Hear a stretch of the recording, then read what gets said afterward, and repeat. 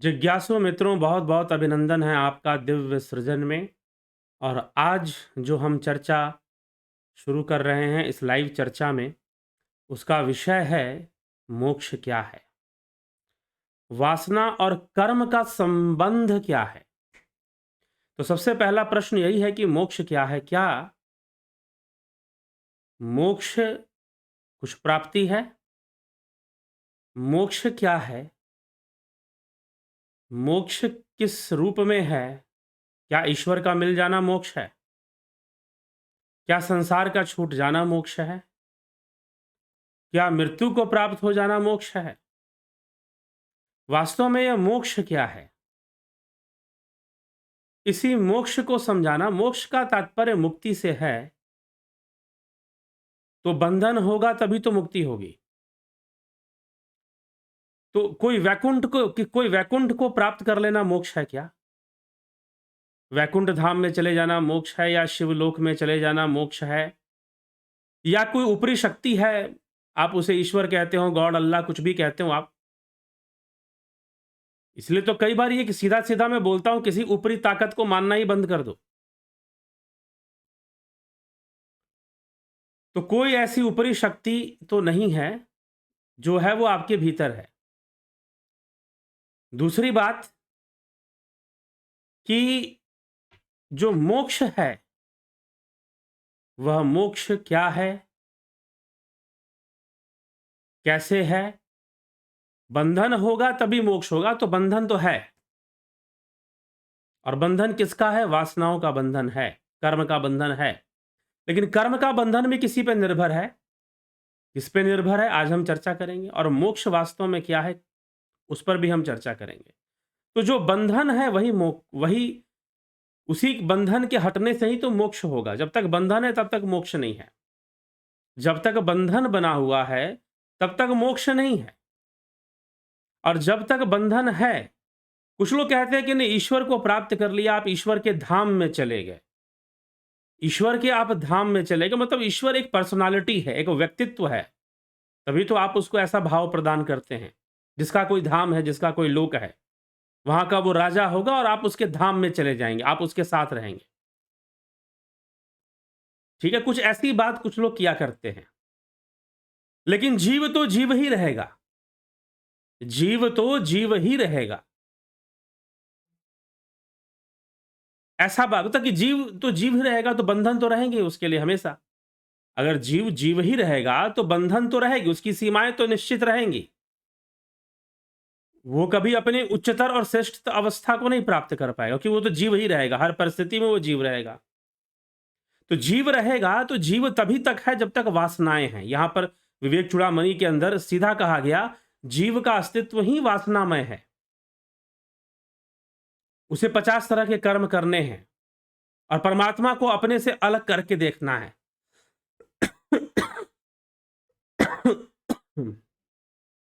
तो जीव का ये बंधन हमेशा ही बना रहेगा, कभी ये बंधन खुलने वाला नहीं है, क्योंकि वो तो हमेशा ही जीव रहने वाला है।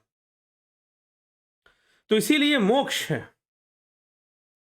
वास्तव में मोक्ष की अवस्था क्या है, कर्म कैसे होता है, कर्म बंधन कैसे बनता है, किन कारणों से बनता है, इसी को आदि गुरु शंकराचार्य विवेक चूड़ामणि के अपने आगे के सूत्रों में वो समझा रहे हैं।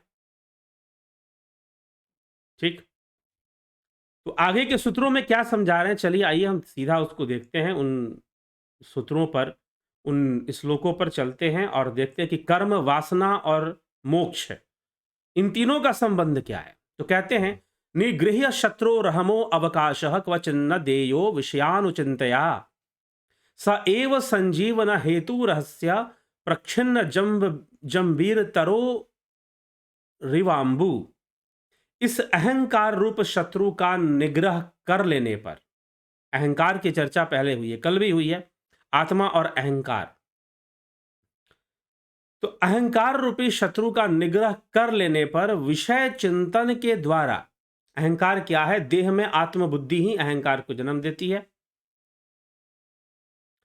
फिर विषय चिंतन के द्वारा इसे सिर उठाने का अवसर कभी नहीं देना चाहिए। अगर अहंकार का निग्रह हो गया तो विषय चिंतन भी रोकना चाहिए, क्योंकि नष्ट हुए जंबीर के वृक्ष के लिए जल के समान इसके पुनरुज्जीवन, फिर से जी उठने का कारण यह विषय चिंतन ही है। जल के समान, जल मिल जाए तो फिर से जीवित हो जाएगा। वैसे ही इस अहंकार के दोबारा प्रादुर्भाव में आने, अस्तित्व में आने का कारण यह विषय चिंतन है। और विषय चिंतन कैसे होगा? देहात्मना संस्थित एव कामी विलक्षण काम यदा कथम स्यात्, अतो अर्थसंधान परत्वमेव भेद प्रसक्त्या भवबंध हेतु। जो पुरुष देहात्म बुद्धि में स्थित, मैंने पहले कह दिया कि देहात्म बुद्धि जहां पर है, इसलिए देहात्म बुद्धि को खत्म कर कर आत्म बुद्धि में स्थित होना होगा, स्थित होगा। तो जो पुरुष देहात्म बुद्धि से स्थित है वही कामना वाला होता है, उसी के अंदर कामनाएं उत्पन्न होती हैं, वही विषयों का चिंतन करेगा। जिसका देह से संबंध नहीं, जिसका इस देह से संबंध नहीं, अब देह कहने का मतलब यहां पर क्या है? अगर कल का व्याख्यान आपने सही से सुना है, यदि कल का व्याख्यान आपने सही से सुना है, तो वहां पर दोनों देहों से संबंध तोड़ने की बात कही गई है, स्थूल देह और सूक्ष्म देह। जब मृत्यु होगी तो स्थूल देह से तो संबंध टूटता है, लेकिन सूक्ष्म से नहीं टूटता। सूक्ष्म का संबंध तो वैसे ही बना रहता है मृत्यु के उपरांत भी। इसीलिए देहात्म बुद्धि का मतलब यह मत समझिएगा कि मात्र स्थूल देह की बात की जा रही है, सूक्ष्म देह, क्योंकि सारी वासनाओं का वास जो है वह सूक्ष्म में है, स्थूल में नहीं है। स्थूल तो एक साधन है, भोग का एक माध्यम है, इसके माध्यम से जीव सुख दुख दोनों ही भोगता है, नकारात्मक सकारात्मक दोनों ही पक्षों का भोग करता है, दोनों ही विषयों का भोग करता है। तो भोग जो है वह जीव इस देह के, स्थूल देह के माध्यम से तो करता है, परंतु जो उसकी आसक्ति है, जो देहात्म बुद्धि है, वह सूक्ष्म में है, वह सूक्ष्म में है। इसीलिए अहंकार, अंतःकरण चतुष्टय, मन बुद्धि चित्त अहंकार किसका अंग बताया गया है? अभी हमने सूक्ष्म शरीर की चर्चा विवेक चूड़ामणि में सुनी थी, तो पुर्यष्टक के बारे में बताया गया है। तो पुर्यष्टक के बारे में जो बताया गया है वह पुर्यष्टक ही तो सूक्ष्म शरीर है। तो 8 अंग जो हैं उसी में तो ये अंतःकरण चतुष्टय भी आते हैं, ठीक है? तो ये अहंकार भी सूक्ष्म शरीर का अंग है। तो जब यहां पर कहा जा रहा है जो पुरुष देहात्म बुद्धि से स्थित है, मतलब देह का मतलब मात्र यहां स्थूल देह मत समझिएगा, सूक्ष्म देह भी है, वही कामना वाला होता है, उसी में कामनाएं होती हैं, वासनाएं होती हैं। जिसका देह से संबंध नहीं, वह विलक्षण आत्मा कैसे सकाम हो सकता है? जब तक देह से संबंध ना हो, आत्मा तो कभी भी सकाम हो ही नहीं सकता। इसलिए भेदासक्ति का कारण होने से विषय चिंतन में लगा रहना ही संसार बंधन का मुख्य कारण है। विषयों के चिंतन में लगे रहना, संसारिक विषयों के प्रति बहुत ही आस रखना और उसके प्रति बने रहना ही।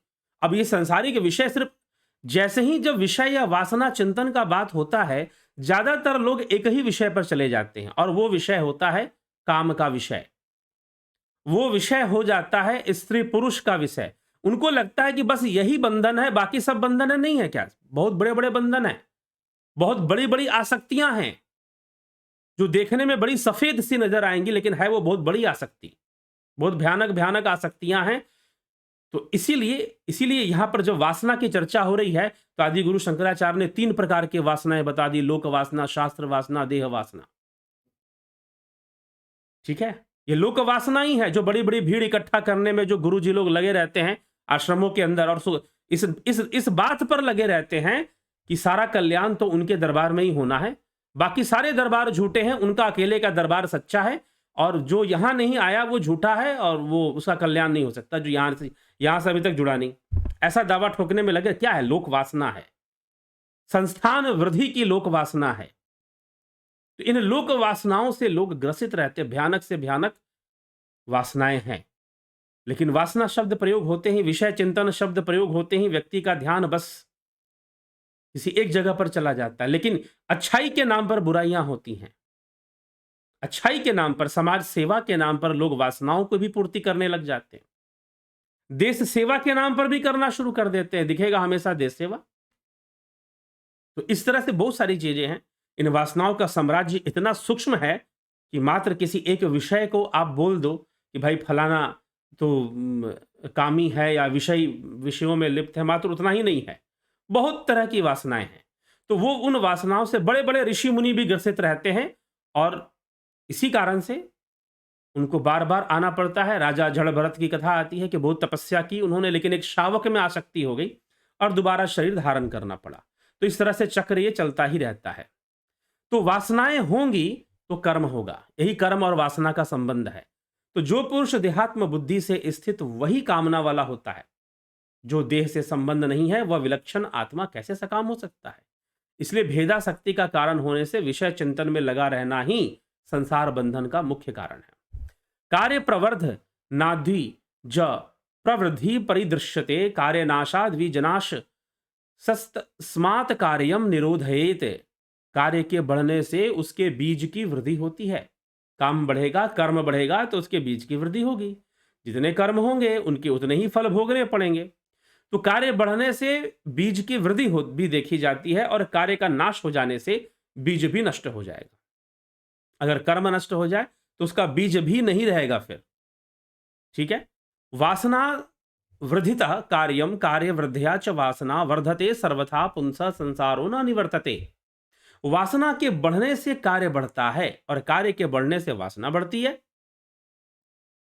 वासना है तो आदमी कर्म करने के लिए भाई पैसा कमाना है, नौकरी करना है, परिवार बसाना है, ये करना है, वो करना है, बहुत 50 तरह की चीजें हैं।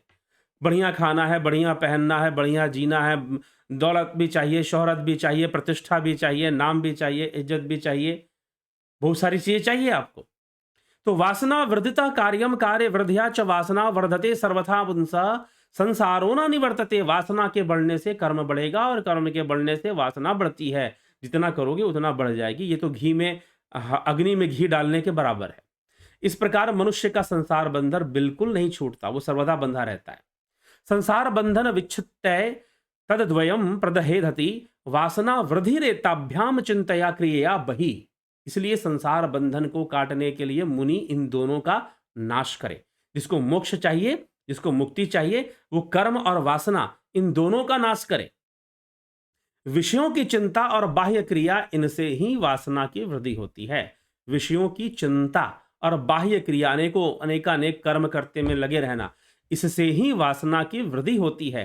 ताभ्याम प्रवर्धमाना सा सुते संस्कृति मात्मनः त्रयाणाम च क्षयोपाय सर्वावस्थासु सर्वदा सर्वत्र सर्वतः सर्वं ब्रह्म मात्रावलोकनम सद्भाव वासना दाढ़्यार्या ततत्रयम लयमश्नुते। और इन दोनों से ही बढ़कर वह वासना आत्मा के लिए संसार रूप बंधन उत्पन्न करती है। और इन तीनों के क्षय का उपाय सब अवस्थाओं में सदा सब जगह सब और सबको ब्रह्म मात्र ही देखना चाहिए। इस ब्रह्ममय वासना के दृढ़ हो जाने पर, अब यहां पर दो प्रकार की वासना बताई जा रही है। वासना का मतलब है राग, वासना का मतलब है आसक्ति, वासना का मतलब है एक वेग। संसार में कर्म करने का जो वेग है, जो चीज आपसे कर्म करवाती है, जो चीज आपको इस देह में बनाए रखती है, क्योंकि इस देह को बनाए रखना आपका लक्ष्य होता है। यद्यपि आप जानते हैं सब कुछ करने के बाद यह देह तो छूटना ही है, परंतु फिर भी इस देह में बने रहना आपका लक्ष्य होता है। तो यह वासना बनी रहती है, वासना बनी रहती है और इस देह में हमको बनाए रखती है। तो यह जो वासना बनी रहती है और देह में जो हमको बनाए रखती है, यह एक बंधन है। तो वासना और कर्म, वासना होगी तो कर्म करोगे। तीन गुण हैं और उनकी वासनाएं हैं, लोक वासना, शास्त्र वासना, देह वासना, और उनके वशीभूत फिर कर्म होता है कि मुझे ये करना है, मुझे वो करना है, मुझे ऐसा करना है, मुझे वैसा करना है। और यही बंधन है कि आपको ऐसा वैसा करना है। आप कर्म करते हो, वासनाएं बढ़ती हैं, वासनाएं बढ़ती हैं तो आप और कर्म करते हो, कर्म करते हो और वासनाएं बढ़ती हैं, वासनाएं बढ़ती हैं और ज्यादा कर्म करते हो, और कर्म करते हो और वासनाएं बढ़ती हैं। ये बंधन बना रहता है, यही बंधन है, यही बंधन है।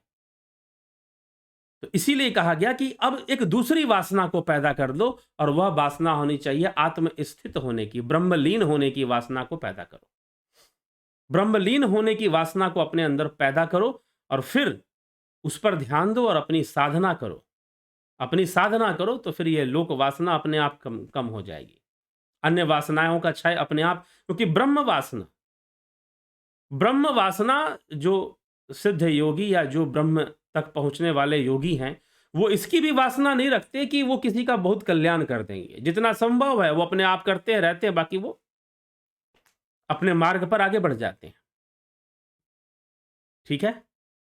तो यह सब चीजें चलती हैं, इसलिए बहुत सारी बातें हैं जो इस विषय में, मोक्ष के विषय में चर्चा यहां पर की जा रही है विवेक चूड़ामणि के अंतर्गत।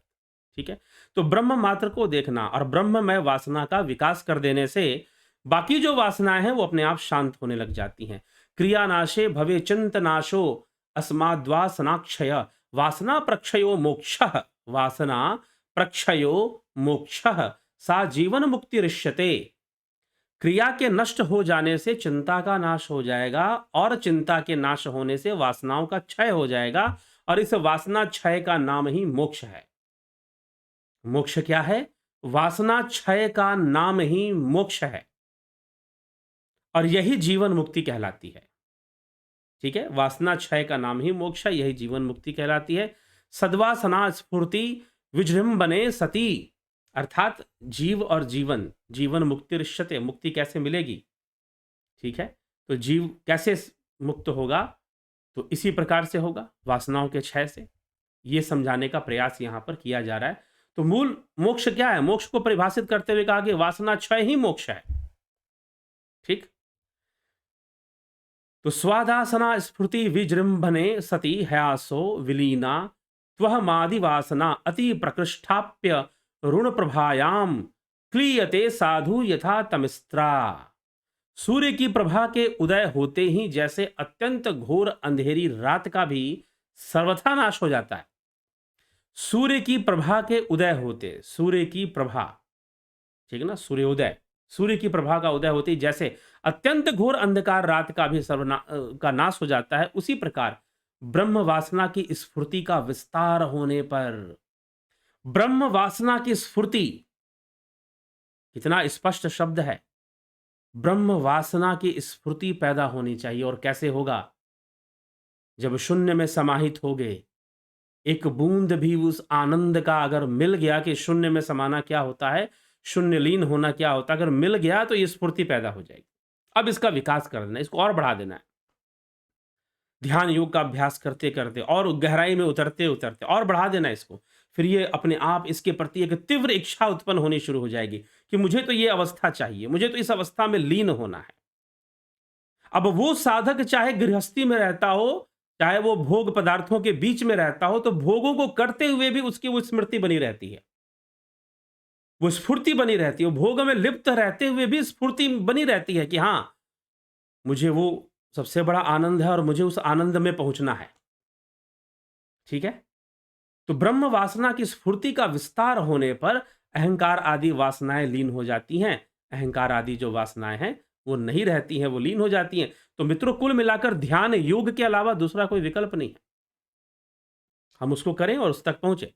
तमस्तमः कार्य मरण मनर्थ जालम न दृश्यते सत्योदिते दिनेशे तथा द्वयानंद रसानुभूतौ नैवास्ति बंधो न च दुख गंधः। सूर्य के उदय होने पर जैसे अंधकार और उसमें होने वाले चोरी आदि अनर्थ समूह कहीं दिखलाई नहीं देते, वैसे ही इस अद्वितीय आत्मानंद के रस का अनुभव होने पर, इस अद्वितीय, स्पष्ट लिख रहे हैं आदि गुरु शंकराचार्य कि आत्मानंद के रस का अनुभव होने पर ना तो संसार बंधन रहता है और ना ही दुख का गंध रहता है, कुछ नहीं रहता फिर। तो इसीलिए जब प्रयास नहीं करेंगे, कुछ करेंगे नहीं, मात्र तर्कों से ही अपने आप को संतुष्ट करने में लगे रहेंगे, तो फिर कैसे सत्य तक पहुंचोगे? कैसे जानोगे कि मोक्ष की अवस्था कैसे बनती है और ब्रह्म वासना क्या होती है? उस आनंद तक पहुंचना पड़ेगा। शून्य में जब जब ध्यान करते करते एक ऐसी अवस्था सी बननी शुरू हो जाती है जहां पर कि ऐसा लगता है जैसे कि हमारा संपूर्ण अस्तित्व शून्य में विलीन हो रहा है। शून्य में विलीन मतलब नथिंगनेस में जा रहा है। ऐसा लगता है जैसे कि हम डिसॉल्व हो रहे हैं। हमारी जो एग्जिस्ट, उसको शायद शब्दों में मैं बताने की कोशिश कर रहा हूं, लेकिन आप पकड़ पाएं उस हद तक। तो ऐसी अनुभूति आनी शुरू हो जाती है और जब ऐसी अनुभूति आनी शुरू हो जाती है ना, तो वहां पर ब्रह्म वासना शुरू हो जाती है कि हाँ, एक अद्भुत आनंद है, एक ऐसी अवस्था है जहां एक अद्भुत आनंद है। नहीं तो ये संसार नित्य परिवर्तनशील है, नित्य चंचल, नित्य परिवर्तनशील है, बदलता ही जाएगा, बदलता ही जाएगा। आप क्या कर लोगे? संभाल ही नहीं पाओगे। लेकिन वो स्थिर है, वो अनुभूति स्थिर है।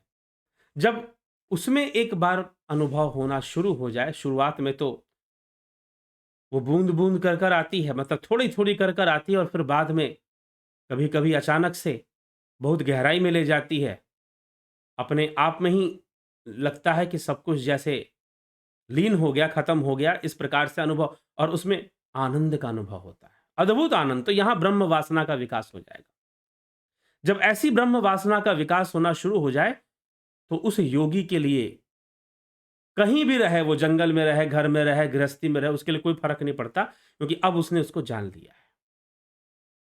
कहीं भी रहे, भोगों को करते हुए भी अगर संसार में, क्योंकि संसार में तो है ही, बाहर रूप से वो लोगों के बीच में सांसारिक रूप में ही है, अगर वो है, तो भी उसका ध्यान उसमें बना रहेगा कि हाँ, ऐसी चीज़ है, मैंने अनुभव किया है। ठीक है? तो वो संसार के भोगों को भोगते हुए भी उसमें लीन रहने का अभ्यास करना शुरू कर, तो ये चीज़ शुरू बढ़ जाती है और ब्रह्म वासना यहाँ बढ़नी शुरू हो जाती है और वो ब्रह्म वासना ही आगे खींच कर ले जाती है। फिर योगी को ये वो क्या है? वो किसी वो सन्यासी है या गृहस्थ है या घर त्यागी है, गृह त्यागी है, कि क्या है, ये कोई फ़र्क ही नहीं पड़ता। वो उसका लक्ष्य निर्धारित हो जाता है, उसे दिख जाता है कि ये चीज़ है और यहाँ मुझे जाकर लीन होना है। यहाँ मुझे जाकर लीन होना, उसे अपना लक्ष्य दिख जाता है।